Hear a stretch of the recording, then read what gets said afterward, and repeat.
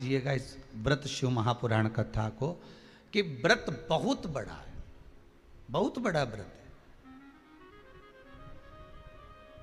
तो उसको छोटा करने का भी तो तरीका शास्त्रों में कहा गया है। गुरुजी, हरतालिका तीज का व्रत इतना भारी होता है, करवा चौथ का व्रत इतना भारी होता है, तीज का व्रत इतना भारी होता है कि हम कुछ भी नहीं खाते, यहां तक कि मुख में जल भी आता है ना तो उसको भी हम निगल नहीं सकते।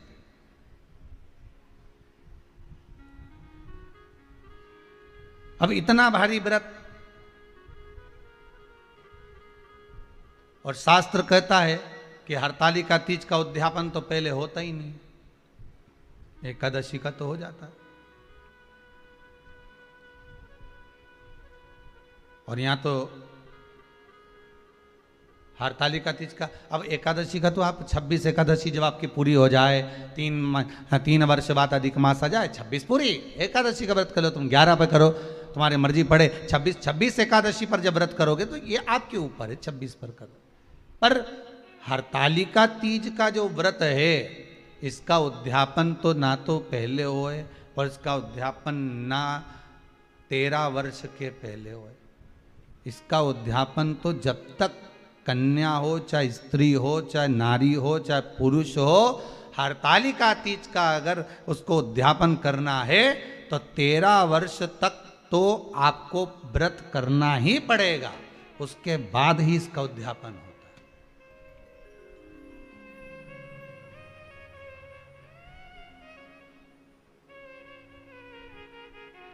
नहीं तो कहीं कहीं की माताएं तो बड़ी होशियार सोच के बैठी थी कि अब की साल उद्यापन कर, तो 13 वर्ष अगर आपके हो गए व्रत करते करते हरतालिका तीज का।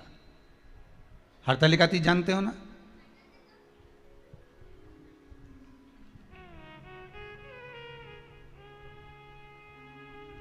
तेरह वर्ष अगर आपके हो गए भगवान की भक्ति को धारण करते करते, 13 वर्ष अगर आपके हो गए हैं भगवती स्मरण करते करते, उसके बाद में आप बड़े प्रेम से, बड़े आनंद से आप व्रत का उद्यापन करो, कोई मना नहीं। पर यदि आप उद्यापन कर रहे हो और आपका मन है कि मुझे उद्यापन करना ही है, तो 13 वर्ष तक जिस भाव से आप भगवान का व्रत कर रहे हो, साधना कर रहे हो, स्मरण कर रहे हो, उसी भाव से आप उसको करें।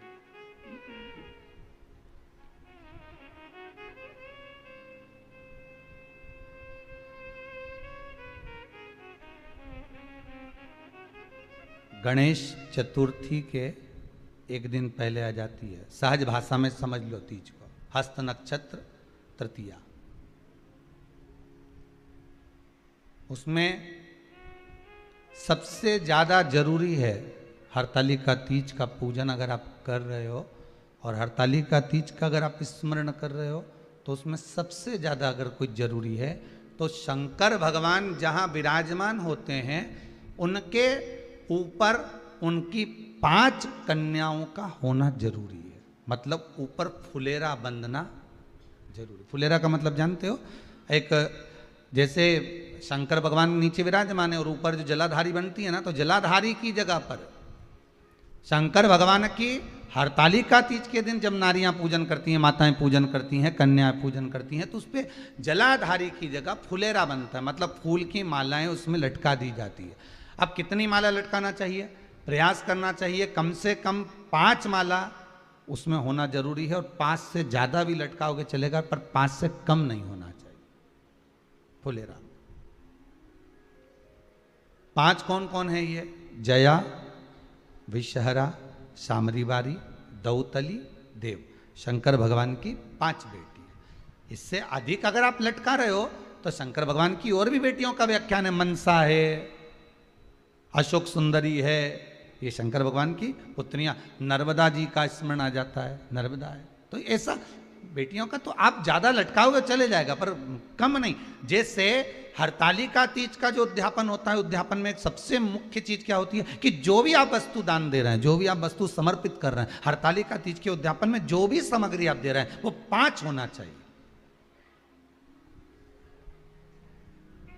जैसे फुलेरा का वर्णन किया कि फुलेरा 5 माला से ज्यादा होगा चलेगा, पर 5 से कम नहीं, अधिकता में।